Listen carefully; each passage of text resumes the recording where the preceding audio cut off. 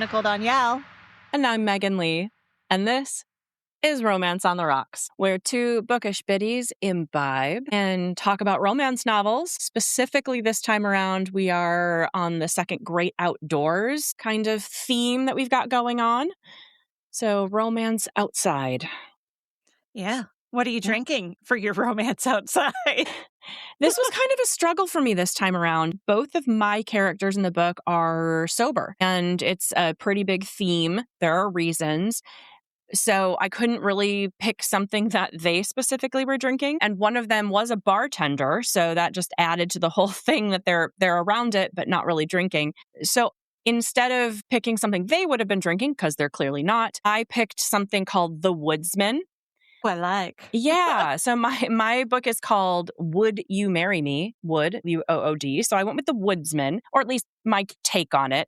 And so this one has bourbon, lemon juice, amaretto, and it's supposed to have ginger beer. I went with the ginger lime mule seltzer water. I may have made a mistake on that. I might have needed the ginger beer. I've already taken a sip. I think it's a little heavy on the lemon, and I feel like it could be more well-balanced. And I think it's my fault for doing the seltzer instead of the ginger beer. But The Woodsman. All right. Cheers. And can I also point out this cute glass that I have right here? That's got its little bubble lid. Yeah. Yeah, I just got this. This was gifted to me by one of our listeners. And so, yeah, so I just wanted to show that off. This was a lovely little addition to our drinking this evening. Lovely. Thank you. And how about you, Nicole? What do you have?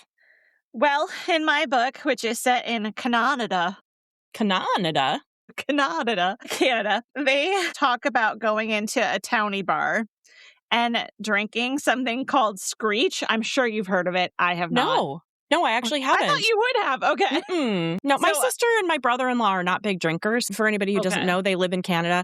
But my brother-in-law really never, ever drinks. And my sister very, very rarely does. So apparently there's a type of dark rum called Screech up there. Huh. And they talked about drinking Screech cocktails. So I was like, okay, I'll Google some Screech cocktails. And what I came across was basically like a rum and Coke. Okay. With Screech. So we're drinking rum and Coke, but it's called Dark and Dirty. Very nice. And Bob said that I had to use, it's not a musky fish. It's some kind of other fish on it. Like a trout or a... Yeah. No, it's something that he assured me. Is very Canadian. Northern pike. Oh, it's a northern pike. All right, there you go. Well, cheers to that. Yeah. Well, girl, I think you go first, and I only think that because we checked before we started. Right. My book is The Catch by Amy Lee. Let me pull up my show notes. The show notes. I like that. We need like a show notes, like catchy tune or something. I have my jazz hands ready. Show notes. So The Catch is part of a series called The Influencers, which includes 2 other books, Set on You and X's and O's. This one was published in 2024. The subgenres are contemporary romance / romantic comedy. Tropes that we're going to encounter in this one are fake dating / engagement and enemies to lovers. Very nice. The main characters, we have Evan Whaler, a lobster fisherman in Cora's Cove, Nova Scotia. His last name is Whaler, and they made him a fisherman. Yeah. Shocked. Okay. He also does part-time seasonal work, taking fishermen on private charters and tourists out on whale watching excursions. And in addition, because that's not enough, he's also trying to fix up and save his family's bed and breakfast / inn. Melanie is an Asian American fashion, beauty, and lifestyle social media influencer in Boston, Massachusetts. She started out being dirt poor and learned how to fake looking like she was bougie by crushing it at thrifting and learning how to sew and altering clothes at a young age and getting into the social media influencing game early on when it started becoming a real thing. But she's getting older and feels like she's losing touch as an influencer because she's losing followers and her posts and reels aren't getting the traction she needs, which is also in turn then causing her to lose sponsors and brands. Then we have Lucy, who is Evan's cousin, who is helping him run and try to save the family inn / Airbnb. Then we have Julian, who is Melanie's younger brother, who she's taken care of and basically been his mom since their mom split when they were little kids. And even though their dad was present, he wasn't winning any Father of the Year awards. He was loving, but he just wasn't parenting very well. He's struggled greatly with depression, Julian has, and since their dad died a few years ago, to the point where he's been not functioning as an adult, really. And in fact, at the start of this book, he has moved back in with Melanie and is jobless. So the plotline. Mel is invited by a fancy resort in Halifax to come up for the week for an all-expense-paid trip to promote their venue. This is a little different from her normal content, but she needs something to boost her views and follows. Influencing is Mel's only job currently, and she's got a condo mortgage to pay and is now basically supporting her younger brother again. She doesn't want to have to go back to getting a traditional job, but her influencer biz is starting to struggle. So this seems like the perfect opportunity to rejuvenate her biz and get some fresh content and traction going. So she boards a plane paid for by the resort and heads on up to Canada. And then when she deplanes, she finds out the resort fucked up the reservation somehow. Okay. And there are no other rooms available because it's peak tourist season and there's nothing else available in Halifax. She has the option to fly home right then and there, but she would have to pay for the flight to leave and come back. No. Wait. I'm sorry. Somebody screws up and they don't have a place for you to stay, but now it's your responsibility to fly back home? Absolutely not. I was like, that's some serious BS. And not like, Nah. I'm also like, how did they're the ones who arranged her flights. Right. How did they not catch the difference in the flight dates and the hotel dates? But whatevs. We're going to just suspend belief on that. All right. She's about to say fuck it and go ahead and just pay to fly home and back when she finds an Airbnb about an hour away in Cora Cove. So she books it, gets a rental car, and off she goes. She gets to the inn and is on her cell phone with her bestie, bitching about the place not matching the description and no one manning the front desk. Fair. She's tired, she's frustrated, and now this. Wait, it's an Airbnb, but there's a front desk? Yeah, because it used to be like an inn, like in the 50s and 60s. Yeah. Still doesn't make any sense. Okay. Whatever. Whatevs. Again, we're suspending belief. I love that my biggest problem with this so far is not the fact that it's going to be some sort of romance novel where people are going to fall in love instantaneously and change their lives. I'm stuck on the logistics of flights and hotels. Right. Same, girl. Same. Okay.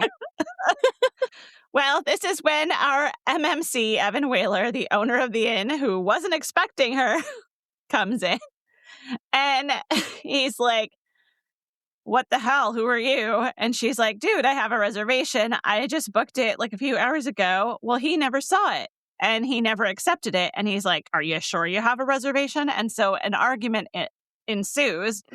And she assumed she was good to go. And that's why she's there. Well, turns out the Airbnb is under construction and his cousin, Lucy, forgot to turn off the online booking on Airbnb. This is a disaster. If I were this girl, I would be like, I'm sleeping in my rental car. The world is against me. And that's what she was seriously about to do. She has nowhere else to go. It's late at night. And she's like, dude, can I please just stay here? I get that you're under construction, but I have no other options. And he's a total bag of dicks to her. But his cousin Lucy is like, no, it's okay. We'll make this work and you can stay for the night and then we'll figure things out in the morning. Well, in the morning, Lucy makes breakfast and the three of them chat, and Lucy and Evan agree to let Mel stay for the rest of the week until she can go back to the resort in Halifax. Mel is trying to make the most of it and get some content up during that time, and they could use the money because it's struggling and they've been closed for construction, so they're like, it'll work for everybody. And Lucy sets it up for Evan to take her on a whale sightseeing excursion because that's something he does on the side. So that's not unreasonable. Well, it does not go well, Meghan. He's being a huge bag of dicks again to her the whole time and annoyed with her. And the weather is a little dicey and her camera and... She's going to get seasick, isn't she? I would be barfing over oh, really? Nope. I'm telling you, I would be vomiting over the side of that boat. It would be unpleasant for all involved. Well, the weather gets a little dicey, and her camera and tripod go overboard. Like, and she saved up a long time to get this equipment. And then because she's like trying to grapple for it as it's going overboard, Evan grabs her and instead ends up going overboard himself trying to save her. Wow. Yeah. She's able to get help from another boat and the Coast Guard and rescue Evan, but he still ends up in the ER because he hit his head on the way to falling out of the boat and has a really scary seizure. Oh. So, yeah, so it was freaking her out, and everybody there's like, no, we got to get this guy to the ER in case there's something more significant going on here. Mel has no way of contacting Evan's family, and she feels responsible for him, so she lies to the medical staff that she's his fiancé. Of course. Well, eventually his family all show up. His cousin, his mom, his aunt, his uncle, his grandma. And the staff tells them that Mel is his fiancé. So before anybody can correct the situation, it becomes a whole blown out thing. And the family is all excited and they're banding together after years of infighting. And when Evan wakes up, Lucy begs Evan and Mel to go ahead and continue going along with this fiancé story, because she knows the truth. But because it's brought the family together and it might be a way for them to save the inn because their respective moms keep arguing about it, whether they should sell it or keep it. So Mel agrees to go along with it for the week, and she's going to help Lucy and Evan improve their Airbnb listing and help them set up some social media accounts because they never did. But then they can promote the inn better because it's clearly something they're both passionate about. And she sees that and she's like, guys, I can help you. And in exchange, Evan is going to help Mel get some content for her socials too, taking her to waterfalls and whatnot, all the picturesque things. There's a lot of challenges with Evan being a pretty big dick at various points at the beginning and Mel being a pretty big snob, frankly. And both of them liking to be right about things and not wanting to be wrong, and both of them having dominant personalities. There's a lot of the movie The Proposal and the movie While You Were Sleeping vibes happening here, which the author, Amy Lee, totally acknowledges at the end of the book. And that's all I'm going to say in regard to the plot because this is a newer publication. In terms of spice level, I'm going to put this, I was struggling between jalapeno to habanero. You tell me what you think. I was a little worried at first because there was a literal chaste kiss. And I'm like, oh God, here we go, chaste kiss. Your favorite. My favorite. But then things heated up nicely. I like my spice. There's a pretty hot lighthouse scene. Ooh. It was quite spicy. Well, you're talking my language about the lighthouse. A lighthouse moment. And this is an open door romance, but I also felt like the love scenes, while fairly descriptive, were also pretty brief, if that makes sense. So, I don't know. Do you call that jalapeno or habanero, Megan? I'd go with jalapeno. Okay. That's kind of what I was feeling. I feel like most of our books fall in that kind of category. Yeah. It's very rare that they stray from jalapeno. Yeah. Things I loved. At one point in the book, Evan and Mel engage in a pretty heated game of Settlers of Catan with his family. Bonus points for this element written into the story. I'm a huge Settlers of Catan fan, and I loved that this was incorporated into the book. I was struggling with slogging through the beginning of this, and then it got to Settlers, and I looked up at Bob, my husband, and I was like, Settlers of Catan for bonus points. So, yes, thank you, Amy Lee. Keeping you engaged. Yeah. The two of them battle it out for longest road, and they make dirty wood jokes, and I am here for all of that. I also appreciated that later on in the book, we learn why Evan was being a huge bag of dicks at various points in the book, and their legit reasons. Okay. And he apologizes for his behavior. Okay. So thank you again, Amy Lee, for not just letting him be a jerk for the sake of being a jerk and getting away with it. Thank you. Because I feel like we see that happen, where the guy's just a bag of dicks, no real reason for being a bag of dicks, and then he never apologizes for being a bag of dicks. So, yeah. I feel like that could be the title of this episode is just Bag of Dicks. Bag of dicks? Yeah. Okay. I actually also like Evan as an MMC. He sounds pretty effing muscular and sexy and rugged, and he's got a baritone voice and sings in a band with East Coast Irish vibes. And he's a lobster fisherman, and all I could think of was the song Far Away by Ingrid Michaelson. Oh, I like Ingrid Michaelson. And I love that song and her. Mhm. So I was feeling the vibes on the whole lobster fisherman thing. There was actually really good communication between our FMC and MMC. We love that. Mhm. And I loved that the resolution and the ending of the book were realistic and plausible, given that their initial relationship is only 2 weeks, because you and I always have concerns and challenges with those brief Mhm. kinds of timelines. Yep. And that short time frame is acknowledged and discussed and not just made to seem like some magical thing that's glossed over. So again, thank you, Amy Lee, the author, for that. Mhm. Challenges, right off the bat, I had challenges with the fact that the resort stuff, like them screwing out her reservation, even though they're the ones who made the hotel reservation and the flight arrangements. I had problems with the fact that later on she decides not to go to the resort and then cancels that whole business situation. But I would have appreciated, just from a professional standpoint and a better understanding of the situation, how she went about doing that, what their reaction was, and how she was able to dissolve that in a professional way, considering they already paid for her flights. They paid for her flights, but they also went against the contract by not providing her the the place to stay. So probably the best case scenario is they just call it a wash, because she Mm. could be posting all these things, bringing them down and talking about how her quote unquote Right. stay was. So I don't know, man. I feel like they breached the contract first. And Sure. And I agree with you, but they were also willing to pay for her Airbnb stay. And I just would have appreciated just a slight more, one or two more sentences explanation yeah. onto how that all got resolved in the end. Also, I felt like her and Evan could have gone there. Just throwing that out there. But I feel like this is you and I getting caught up on the things that you and I get caught up on, I where know. most I people know. don't have I know. I like know. a care about that. And you and I are like, but wait, what about the reservation and the contract? You know, I get way too invested in these things. Anyway, Uh-huh. Yep. for some reason, you know this because I kept messaging you about it. This started out as a really slow read for me. I was really struggling to get through it at a good pace up until 2/3 to 3/4 of the way through it.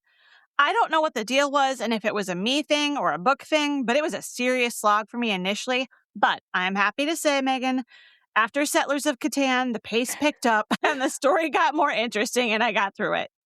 Other challenges, Evan's mom, Nessa, who is a sex therapist, that's not my issue. My issue is, quote, has my son made intimacy a priority in your relationship? Excuse me, what? Ew. And Stop. then she starts talking about arousal maps. And then I pretty much effing died when she said to Mel, quote, my son has always been a good lover. And has he been making you finish first? Oh, yuck. Stop. I know. I was like, OMFG, boundaries, woman, fucking boundaries. That is a category on Pornhub that none of us need to be going into. I don't have a problem with people having healthy conversations, potentially with their parents. And yes, Nessa is a sex therapist. I get it. Mm-mm. But Mel didn't invite that conversation. Her And son didn't invite that conversation. Exactly. And because of that, I found it to be gross and obtrusive, especially when she says her son has always been a good lover. Ew. Gross. How would you Gross. fucking know? Gross. And gross. Gross. Stop. Yeah. No. Blah, blah, meh. No. Right. So, moving on to learning moments, because I always try to learn something new. At one point, speaking of Evan's mom, she mentions the erotic blueprint quiz. I've never heard of this, so of course, Megan, I had to Google. It's a real thing? Oh, yeah. Okay. On multiple websites, so I know it's for real now. Well. I found this information at everythingbeginswithin.com. Quote, your erotic blueprint is a map to your own wiring and your own turn on. People speak different erotic languages, and we can learn how to speak any of them. And there's 5 main ones, allegedly. Energetic, someone who is turned on by anticipation, space, tease, longing, and yearning. Sensual, someone who's turned on by all of their senses being ignited. Sexual, Someone who is turned on by what we think of as sex in our culture. Kinky, someone who is turned on by the taboo. And shapeshifter, someone who is turned on by everything the sensual, sexual, kinky, and energetic types are turned on by. Okay, then. I know. It's like, well, I learned something new. I don't know if Huh. it means anything to me, but I learned it. Well, there you go. And then I learned one other thing. There's a mention of a Beatles song called I've Just Seen a Face. I have to tell you, I'm a huge Beatles fan, and I own all 3 of the anthology CD collections, and I had never heard of that song, and neither had Bob. I So can't place it in my head. I'd have I to know. hear it to tell you if I even know it. We had to pull it up on Spotify, and we were still dumbfounded. Really? Interesting. So yeah, learn about a new Beatles song I had never effing heard before. All right. My final thoughts. I was shocked at the number of people who DNF'd this book, according to Goodreads, and I know we can all choose to DNF a book for whatever reason suits us. But for me, number one, I personally need closure, even if I dislike a book. Mhm. And number two, there was nothing, in my opinion, in this book that would have caused me to DNF it. People were complaining about Evan and his family, and I was like, but if you would have read the whole book, you would have understood why they were the way they were. And also, they were honestly a loving family. And to be real, I found the fact that they were having some squabbles and challenges and dealing with some trauma to be pretty darn realistic. And I'm going to point out that when you DNF a book within the first 60 to 100 pages, you're not going to learn and understand those things. Mhm. Again, we can all choose to DNF a book whenever we want or need to, but then I don't personally think it's fair to go on an author's website or socials or Goodreads and write a negative low-star review when you didn't finish the book. I agree with that. Like, you can't review something if you haven't actually done the work. And I Right. feel like getting through the first couple chapters and saying, this really wasn't for me. That's totally different than Sure. going in and giving a full-on review and being like, Sure. 1 star. It's like, you didn't finish that. That's my thing. Sure, go ahead and go on Goodreads or wherever and note that you DNF'd. Fine, put that you DNF'd. You are absolutely entitled to do that. But maybe don't rank it, and don't critique the characters when you didn't read their full arc. Yeah. I agree with that because you're just doing that on a first impression of the character. And there are so many people in the world that if you're only going by first impression, you're going to miss out on what an amazing human is behind that first impression. So, Well, like, why would you do that to a book? and you're not going to get redemption arcs. You're not going to see the inner Mhm. motivations of your characters. You're not going to get the full depth and breadth of your characters when you DNF 60 pages in and you're like, well, I hated that guy. Sure, you can hate him all you want. But if you don't understand his motivation, like, I don't know. That's my personal opinion. But anyway. I think I'm with you on that, though. And Yeah. maybe that is an unpopular opinion, but I'm with you. Despite this having a slow start for me and struggling to get through it at first, I enjoyed the steamy parts. I liked the FMC and MMC, female main character and male main character. And I liked how the book resolved and was edited. I think Amy Lee writes very well, and I know her other book in this series, X's and O's, has been largely popular.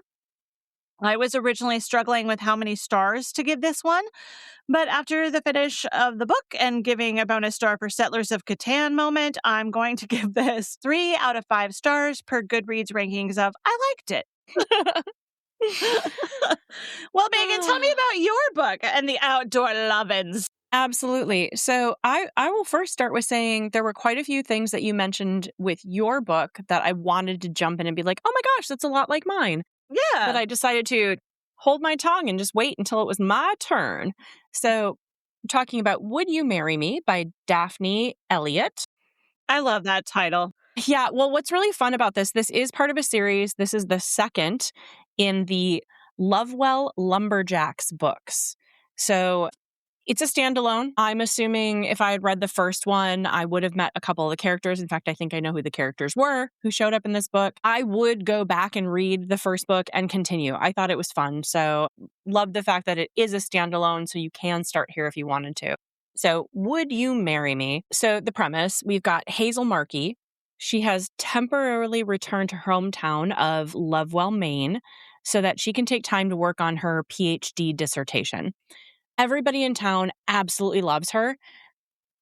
But they're a bit sad to see her back because she is like their golden child. She was supposed to be their rags to riches story. She grew up in a trailer park and in foster care, but managed to escape the small town.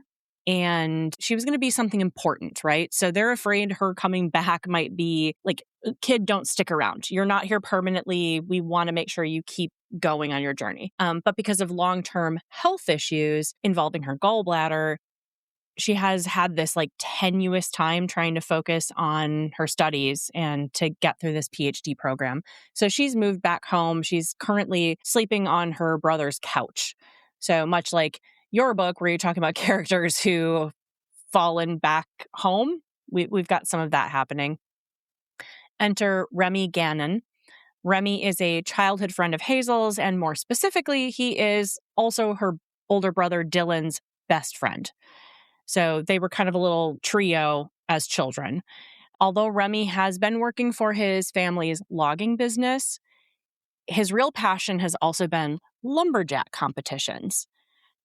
It's a very niche sport, but one that can, but it's one that can find followers and sponsorships for folks who have the talent and actually take the time to take the game seriously. Unfortunately, Remy has been seriously sidetracked. A year prior to this book starting, his fiance left him for another competitor. Oh. Yeah. And someone Remy more lumberjacky? Well, a beefcakey lumberjack who has lots and lots of money. So Remy pretty much spiraled. For a while, he stopped caring about the games, his work, himself, and it led to a very serious incident where Remy got drunk and caused a lot of property damage at his family's company. And he was incredibly lucky that nobody got hurt. So since that time, he has been trying to get back into everybody's good graces and prove that he is not a total fuck up, which is a lot, you know, when you've done tens of thousands of dollars of damage and ruined your own personal reputation.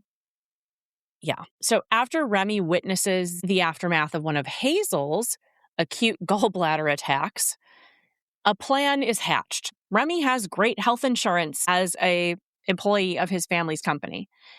So they should get married. He and Hazel, let's get married. We're just doing marriage of convenience.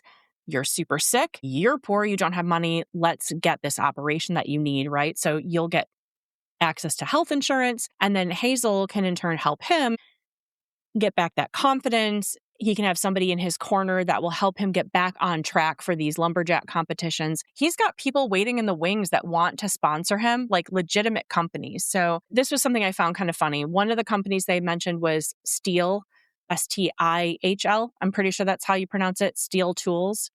Oh, yeah. Right? Okay, that's a real company. Yeah. But then they followed it by saying, and Racine Trading Company, which for anybody who knows Duluth Trading Company, which is something I wear all the time. All the time. I wear a shit ton of Duluth Trading Company. And the cutest overalls I've ever seen. The overalls, the pants, the tanks. Like, I freaking love Duluth. So and Duluth Trading Company is one of those that's like on the border of Wisconsin and Minnesota. It's a very Midwesty place. And for those of you who don't know, Racine is also a Wisconsin city. So for them to change it in the book to Racine Trading Company, but keep Stihl Tools, I was like, no sense. I was like, did they reach out and say, hi, I'd like to use this? And like one company said yes and one said no. But I feel like Duluth would be super cool with being in a book. You also don't have to ask permission to do that. Yeah, I don't know. I thought it was funny. And then I was like, am I missing something? Is there an actual Racine Trading Company? Because if so, I need to know. There isn't. I can't find it. No, I already checked. Because I'm like, maybe there are overalls I don't know about that I need. Anyway, it doesn't matter. He had these sponsorships that were looking to get in with him. But again, these rabbit holes that you and I go down because what we're so concerned about is like these minute facts. Yeah. Nobody else cares. And I'm out like going, but there might be other bib overalls that I need to own. Yes. Anyway, I digress. He's got these people who are looking to possibly sponsor him, but he hasn't really been taking the game seriously for a year or so. This is their whole thing, right? I'm not going to go any further into it. Let's just say I love me a slow burn. this was definitely one of those. And it's a relationship that doesn't just take place overnight, which I'm another huge fan of. These folks have known each other for a long time, Yeah. never really saw each other as a real possibility. They've always been friends. So there's like a history to build on. They go into this marriage with very clear expectations of, we're friends, we're just going to do this to help each other. But slowly things really start to work out in a way that you're like, these two belong together. Like, after she got her surgery, which happened just a few weeks after they got married, because it was like, dude, we're not waiting on this. You're sick. Let's get this done. She goes in for her surgery. And one of the things I absolutely loved, she had been in bed for several days. They're doing all the bandage changes, making sure she's okay. And the one thing she just wanted to do, she felt so tired, so gross, so whatever. She just wanted to wash her hair. Yeah. That's it. Just that was going to make her feel better. She gets into the shower and realizes she doesn't have the strength. She can't get up off the shower floor. And she's just like in there crying, right? And he comes and he knocks on the door and he's like, what's going on? And he comes in and he helps her wash her hair. And it's one of those things where, like he strips down to his undies and he's in the shower with her and like she's mostly naked and they're not really that couple. And he basically says to her, he's like, I know we're quote unquote fake married, but I am still your real husband. And you can see he's really taking that sickness and health part very seriously, even though it is not technically a quote unquote real relationship. And I thought, what a great thing, like even just being friends, that you're taking care of each other. Very, very sweet, right? Yeah. There are parts where, again, he's dealing with the aftermath of his family and all the bullshit he pulled when he was spiraling. Okay. And the fact that his family very rightfully is mad at him and upset with all the stuff that happened. They're having a hard time forgiving. But a couple times where they will come up and come at him, and Hazel steps right in and she will not take that shit. It's that mama bear coming out and protecting, like, this is my person and you don't do that. Yeah, And even as so a you can friend. you can see them really being very supportive of each other. And I love that. That is absolutely what I'm looking for in a book. There's also a murder mystery, which I love. Oh, shit, Yeah. really? Yes, there's a murder mystery. I did not see that coming. It's not mentioned at all on the back of the book, but I can totally see that through this. I believe it's a 4-book series, or at least it was when she wrote this, that you must start in the first book to find out about the murder, and then you kind of follow through, and each book solves a little bit or gets you closer to finding out what happened. So I love that. It was a little bit preachy at times with some of the social impact things. Like I mentioned early on, neither one of these two drink. You can see why Remy doesn't. Drinking did him no good. He did a lot of damage to company property and almost could have hurt somebody. So he is stone cold sober. Hazel's family, her mom was basically lost to a drug overdose. So she is very, very much a clean person. She just can't go there. So yeah. Anyway, there's a lot going on in this book. And sometimes when it gets into that, it feels a little bit over the top or a little preachy, but I thought it was done well enough. Yeah. So that's about all I have to say about that. My favorite parts, I would think, beyond just the caring, Remy knows that Hazel's favorite book is Anne of Green Gables. And yeah, it's very sweet. And he tells her that once she's done with her dissertation and has all her stuff together, that he promises if she finishes her dissertation, he will read Anne of Green Gables and then they will go visit Avonlea together. And I thought that was so sweet. Oh. Right? I loved that. I'm like, that is so supportive and adorable. And then here's something Hazel says. Every time I visit a new city, I find a used bookstore to see what treasures I can unearth. And I really love it when someone has left notes or an inscription inside. It makes me feel like I'm stepping into another life. So she supports me and my writing in the margins. And your defiling of the books. My defiling of the book. So I appreciated that. There's also quite a bit with the Lumberjack games. There is something called a wife carrying competition, which initially I just thought was like funny, like a little piggyback ride. And she's like, oh, hell no. And she gets super competitive. And she does all this online research for like what a wife carrying competition would really be. And she's like, there is so much more than just a piggyback. On her laptop, she toggled to a photo of a man carrying an upside down woman on his back. And it wasn't just an upside-down piggyback either. The woman's crotch rested on the back of his neck, and her legs were draped over his shoulders. She wrapped her arms around his waist, her face inches above his ass. If I didn't know better, I'd think this was some weird, rejected Kama Sutra position. And that comes back in the end of the book with a really fun usage. There is also a moose called Clive that makes several appearances, and Remy calls him the cock-blocking moose. Anyway, I found this fun. I would definitely read more. And I did pick out a smell, and that was because... Let's talk smells. Yeah, so Remy smells like pine forest and testosterone. Evan smells like delicious s'mores and wood chips with a woodsy scent, a campfire, and a hint of leather. I like that better than pine forest and testosterone. And a mixture of wood smoke and salty air. I'll take the s'mores. Let's go back to that. I'm seeing a lot of overlap in our books, actually. Yes. There were quite a few things that I was listening to, like when we're talking about the family dynamics on one side and, kind of some of that. I feel like there was some good overlap. But yeah, in general, I actually really enjoyed my book. And I think I might have mentioned it earlier in the podcast. Maybe not. Maybe it was when we were off air. But I was saying I actually started this book after we started recording. Yeah. I had this book done by like 3 a.m. Like I just plowed through it. Well, so I took really forever enjoyed and it. you took no time at all. No, I didn't take any time. Although, as I was trying to write my show notes, I'm like, I really wish this book was more fresh in my mind because I've read 3 books in between that and now. Yeah. And so then I had to go back and be like, oh God, please let me not mix these up. I want to get this right because I did enjoy it. So thank you, Daphne Elliott. It was lovely. I had a good time. I will revisit the rest of the series. Jalapeno. Prize. Oh, yeah, jalapeno. Yeah, jalapeno, I guess. Nothing super over the top, but definitely some scenes that were fun, unless you count Clive the cock-blocking moose. There was also cock-blocking in my book, so I think that's hilarious. But was it by a moose? Not by a moose, but a myriad, a crow or a raven. A crow or a raven or something like that. Gotcha. Yeah. Let's see. Booby prize. What do you got? What's your booby prize? Well, here's my question, Megan. And I know we've had this question before, but I'm always like questioning it. Cleavage. Does that count? Counts? I think it counts. You're still mentioning the boobies. Well, if cleavage counts, I have page 2.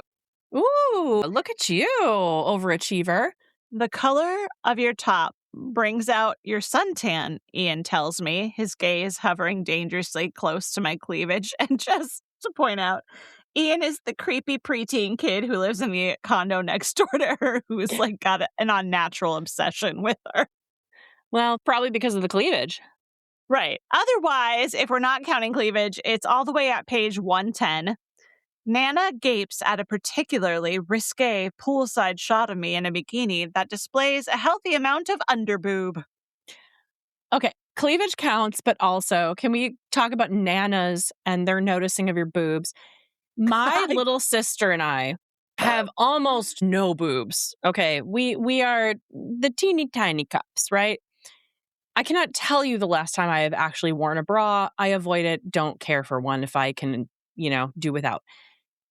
But I swear to God, we would wear like a sundress and my grandmother would spend all of her time being like, oh, honey, and like trying to like make gestures of us needing to cover up our quote unquote cleavage. I'm like, there is no cleavage. This is ribs you're seeing.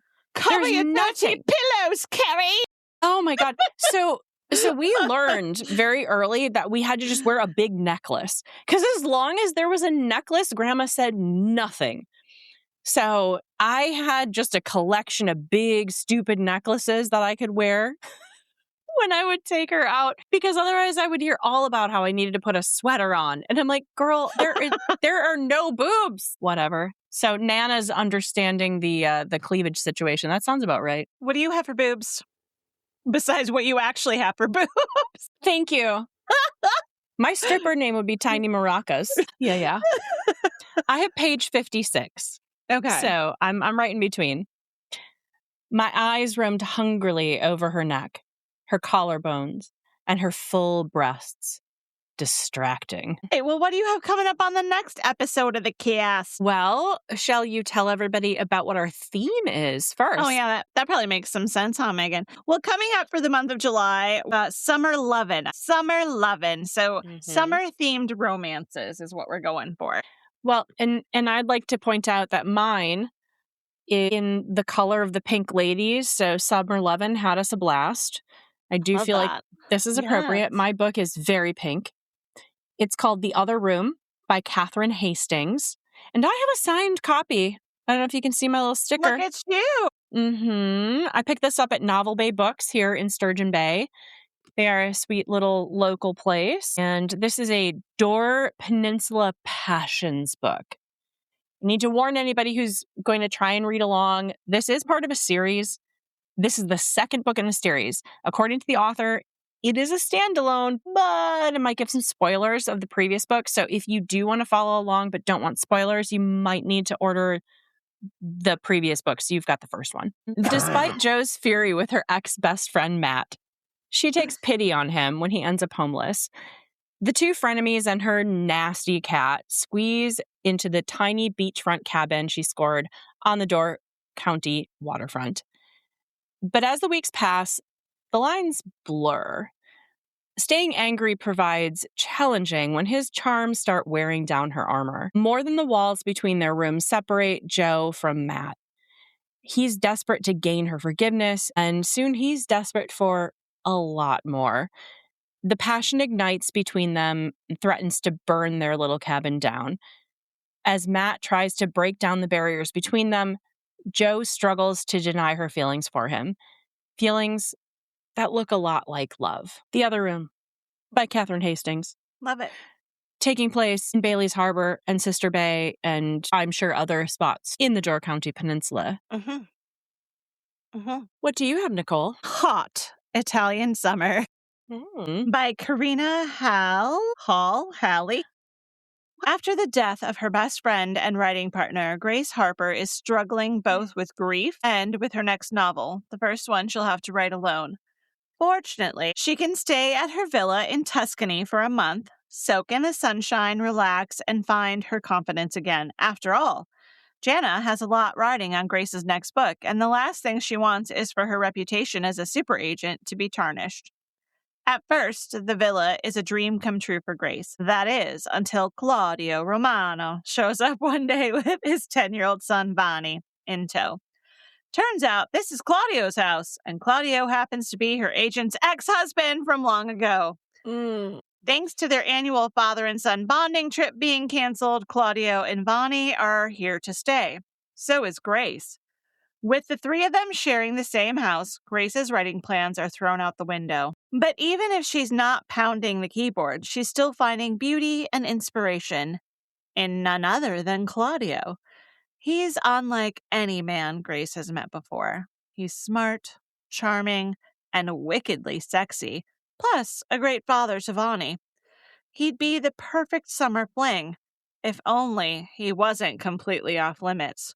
But as the hot Italian summer wears on, Grace and Claudio are destined to succumb to the heat, no matter how hard they try to resist each other. One steamy encounter with Claudio could affect Grace's chances of starting her career over, or he could be exactly what she needs. So pounding the keyboard or getting a pounding?